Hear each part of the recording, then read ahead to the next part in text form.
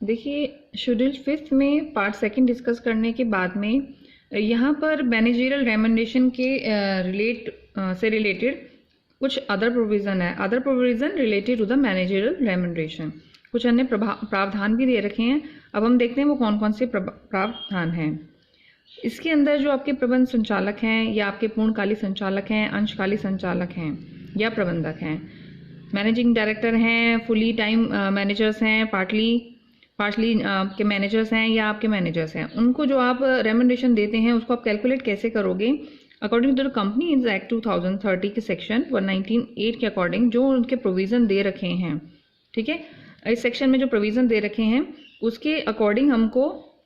जो हमने net profit find out किया है, ज्ञात किए गए शुद्ध लाभों पर उनके संबंध में निर्धारित की गई सेक्शन 197 के रेट्स के अकॉर्डिंग पहले हमने जान लिया, उसको कैलकुलेट कर लिया ज्ञात करने हेतु, या कंपनी के अंतर्नियम में अगर आज्ञा दी गई है अथवा कंपनी की साधारण सभा में, आप कंपनी की जर्नल मीटिंग में आप विशेष स्पेशल ऑर्डिनेंस पास करके उसको उनको देना होगा।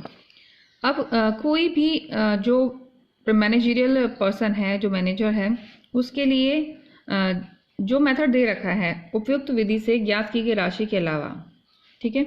उसके अलावा जो राशि आपने कैलकुलेट कर ली है उसको छोड़कर संबंधित प्रबंध के व्यक्ति द्वारा दी गई पेशेवर सेवाएं, मतलब उसको एक जो फीस तो दे रहे हैं, उसके बाद उसको रेमुनरेशन भी दे रहे हैं, कैलकुलेट कर लिया है हमने। उसके अलावा अगर कोई वो पर्सन कुछ एक्स्ट्रा काम करता है, जैसे कोई उसकी पेशेवर सेवाएं, जैसे उसका कोई प्रोफेशन है, उससे रिलेटेड अगर वो अदर कोई सर्विसेज प्रोवाइड करता है कंपनी को, तो या फिर वो कंपनी की नॉमिनेशन एंड रेमुनरेशन कमेटी की राय में, अगर कंपनी ये डिसाइड करती है, उसकी जो रेमुनरेशन कमेटी है जो कि पारिश्रमिक दे रही है मैनेजर को और नॉमिनेट करती है, अगर उसकी राय उसको लगता है तो वो क्या करती है, according to the companies act 2013 के सेक्शन 178 के अकॉर्डिंग, अथवा या फिर जो पेशेवर योग्यता रखने पर उसे संबंधित अन्य किसी के लिए पारिश्रमिक परिपृथक से दिया जा सकता है। मतलब एक सपोज कोई ऐसा पर्सन है जिसके पास कोई अलग से प्रोफेशनल क्वालिफिकेशन भी है, उसकी क्वालिटी है उसके पास में, या वो इतना क्वालिफाइड है जो काम कर रहा है, उसके अलावा बियॉन्ड जाकर उसके अंदर भी कोई योग्यता है, ठीक है, कोई एबिलिटी है, अगर वो भी वो कंपनी को प्रोवाइड कर रहा है तो उसके लिए भी कंपनी उसको रेमुनरेशन प्रोवाइड कर सकती है। 5th है इसमें पॉइंट कि जो आपका प्रबंध संचालक है, रेमुनरेशन की जो आपको जो सीमा बता दी है, लिमिट बता दी है, या प्रबंधक को आप मंथली बेस पर, मासिक आधार पर रेमुनरेशन जो दे रहे हैं, या आप उसको एनुअली लाभ के प्रतिशत के आधार पर, यानी कि जो आपकी संस्था है उसको अगर प्रॉफिट हो रहा है उसमें से आप कुछ परसेंट, जैसे 11% का आपको बताया था पहले, ठीक है, या तो आप उस रेट पे दे रहे हो या उसको मंथली दे रहे हो, या जो लिमिट सेट कर रखी कंपनी ने उसके अकॉर्डिंग आप उसको रेमुनरेशन दे रहे हो, या फिर आप क्या करते हो, कुछ आप मंथली दे देते हो और कुछ आप प्रॉफिट के बेस पर देते हो, जो आपका नेट प्रॉफिट हो रहा है, शुद्ध लाभ, उसके आधार पर आप भुगतान कर सकते हो। It's depend on the company कि वो किस तरह से अपने जो प्रबंधक हैं, संचालक प्रबंधक हैं, उनको वो प्रबंध संचालक है उनको वो रेमुनरेशन किस तरह दे सकती है, या तो मंथली दे देगी या वो एनुअली दे देगी according to the net profit of the company,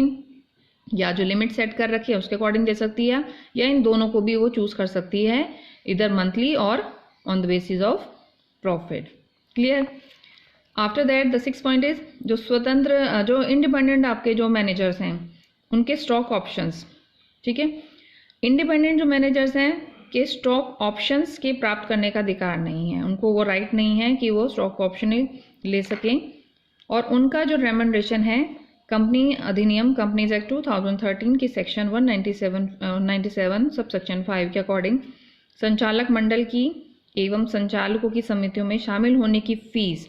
ठीक है, आप कोई समिति बना लेते हैं, कोई कमेटी बना लेते हैं, उसमें उनको इंक्लूड कर लिया उसकी फीस, और इन सभाओं में जो पार्टिसिपेट कर रहे हैं भाग लेने हेतु किए गए व्यय की क्षतिपूर्ति की जा सकती है, क्योंकि वो लोग पार्टिसिपेट कर रहे हैं इन सबकी मीटिंग्स में, और वो पार्टिसिपेट कर रहे हैं एज अ कमेटी, तो उनको जो भी कंपनसेशन है उसकी भी आप उसको पूर्ति करोगे। फिर है 7 पॉइंट, सेक्शन 197 के अकॉर्डिंग प्रयोजन हेतु शुद्ध लाभ का परिकलन इस अधिनियम की धारा 198 के अकॉर्डिंग किया जाएगा। सेक्शन 197 क्या कहता है कि आपने प्रयोजन किया है, प्रोविज़न है हेतु जो आपका नेट प्रॉफिट है, नेट प्रॉफिट की कैलकुलेशन कैसे करोगे आप, इस जो सेक्शन है उसके 198 सेक्शन के अकॉर्डिंग आप उसको कैलकुलेट करोगे, जो कि आपको पहले मैं बता चुकी हूँ। फिर है इसके बाद, अगर कोई आपका जो मैनेजर है, जो आपके संचालक है, यदि निर्धारित सीमाओं से अधिक पारिश्रमिक का आहरण करता है, अगर वो विड्रॉ करता है जितनी आपको शेड्यूल 5 के पार्ट 2 में जो आपकी मैक्सिमम लिमिट बता रखी थी, अगर उससे ज़्यादा वो विड्रॉ कर लेता है पैसा एज अ रेमनरेशन, या वो प्राप्त कर रहा है या उसको रिसीव हो रहा है, तो उससे निर्धारित सीमा से अधिक के लिए पारिश्रमिक को वापस लौटाना पड़ेगा। ठीक है, क्यों? अब देखिए, आपको शेड्यूल में बताया था 30 लाख है, 60 लाख है, ठीक है ना, अलग अलग उसकी लिमिट्स हैं। अब सपोज कि जैसे 30 लाख उसकी लिमिट सेट कर रखी है। अब कोई जैसे मैनेजर है वो 35 लाख विड्रॉ कर रहा है। अब उसकी एक्चुअल लिमिट तो कितनी है? 30 लाख है, ठीक है, पर वो क्या कर रहा है? 30 लाख से ज़्यादा विड्रॉ कर रहा है, ठीक है। अब वो विड्रॉ कर रहा है तो उसके पास एक्सेस पहुंच गया, तो उसको क्या करना पड़ेगा? 5 लाख का एक्सेस पहुंचा है उसे, तो इस 5 लाख को उसको कंपनी को वापस करना पड़ेगा, क्योंकि उसने 5 लाख एक्स्ट्रा चले गए हैं उसके पास, उसने विड्रॉ कर लिए हैं, उसको रिसीव हो गए हैं, तो एक्सेस उसको कंपनी को रिफंड करनी पड़ेगी, वापस उसको लौटानी पड़ती है। फिर उसके बाद नेक्स्ट पॉइंट है, यदि सपोज यदि किसी आपके वित्त वर्ष में कंपनी ने लाभ अर्जित नहीं किया है, सपोज कि प्रॉफिट ही अर्न नहीं किया है या उसको इनसफिशिएंट प्रॉफिट हुआ है, तो कंपनी के जो सीमा नियम है या अंतर नियम है मेमोरेंडम ऑफ एसोसिएशन आर्टिकल्स में प्रबंधित व्यक्तियों की जब अपॉइंटमेंट किया था, उससे संबंधित आपने जो भी एग्रीमेंट किया था, कंपनी की साधारण सभा में पारित प्रस्ताव के माध्यम से कंपनी की जो जर्नल बोर्ड ऑफ डायरेक्टर की मीटिंग्स होती हैं, उसके थ्रू आप जो व्यक्ति हैं जो अपने मैनेजर्स अपॉइंट किए हैं, उनके रेमनरेशन में कंपनी अधिनियम 2013 की सूची अनुसूची 5, जो कि आपको मैंने अपने प्रीवियस वीडियो में शेड्यूल बताया था, जितनी भी राशि वर्णित की गई है, जितनी भी 30 लाख है, 60 लाख है, 42 लाख हैं, उनसे अधिक वो पारिश्रमिक नहीं दे सकती है, ठीक है। मतलब अगर प्रॉफिट नहीं हो रहे हैं, प्रॉफिट हो रही है तब तो वो दे ही रही है, प्रॉफिट नहीं हो रही तो भी उससे ज़्यादा वो उनको रेमनरेशन नहीं दे सकती है, जो उसकी लिमिट सेट है। अब शेड्यूल 5 में वर्णित विधि अपनाए बिना अगर कोई शेड्यूल 5 को अपना नहीं रही है संस्था, तो वो क्या करती है? सेंट्रल गवर्नमेंट की परमिशन किए बिना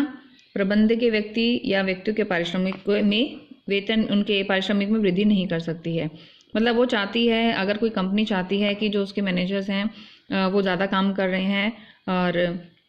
अगर वो चाहे कि उनकी जो लिमिट सेट है वो कम है और उनकी जो वो आउटपुट दे रहे हैं कंपनी को वो ज़्यादा है,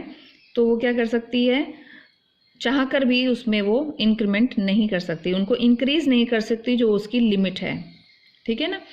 तो उसको उसी लिमिट के आधार पर ही उनको पारिश्रमिक जो रेमनरेशन है वो देना पड़ता है। फिर 11 पॉइंट है कि कोई भी संचालक, ठीक है, किसी कंपनी से प्रबंध संचालक या पूर्णकालिक संचालक के रूप में पारिश्रमिक प्राप्त कर रहा है, ठीक है। देखिए सारी बातें उन्हीं के लिए हो रही है जो आपके प्रबंध संचालक हैं, पूर्णकालिक है या अंशकालिक हैं या प्रबंधक हैं,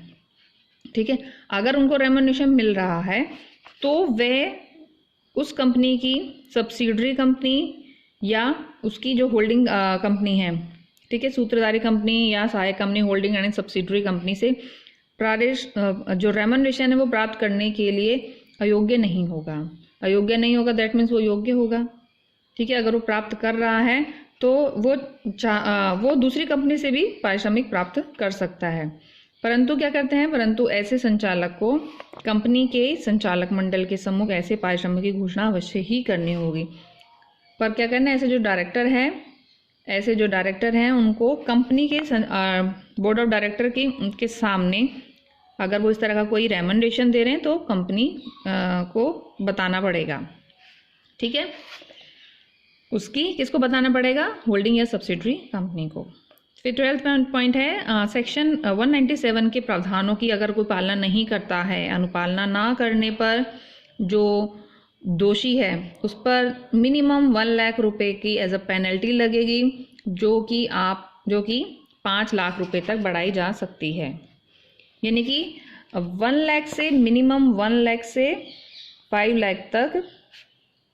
पेनल्टी बढ़ाई जा सकती है according to the offence. Last point है शेड्यूल 5 के पार्ट 2 का जो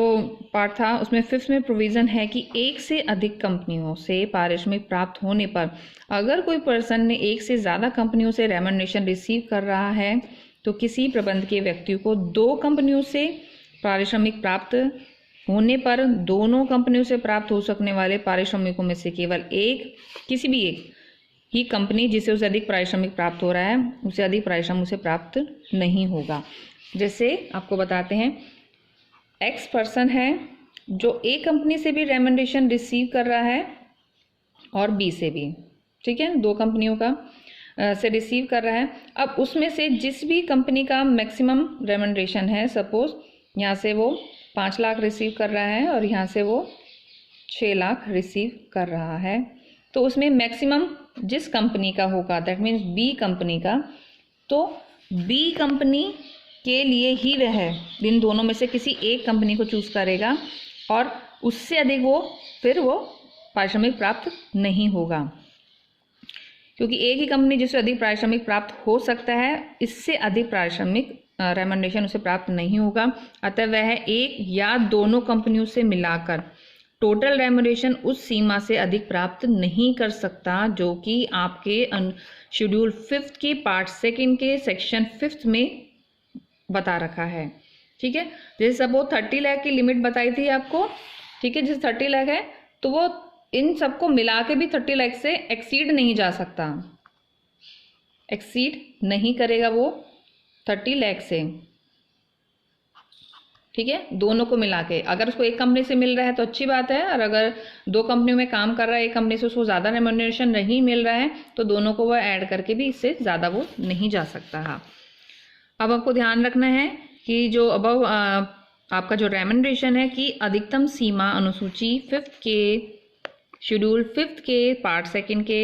5 में वर्णित प्रावधानों के अनुसार ही निर्धारित होगी, ठीक है। आपको बता दिया है कि जो भी उसकी लिमिट है 30 lakh, 42 lakh, 60 lakh, what ever the limit, तो उससे बियॉन्ड नहीं जाएगा। तो ये तो थे आपके प्रोविजंस प्रबंधकीय पारिश्रमिक के संबंध में अन्य प्रावधान।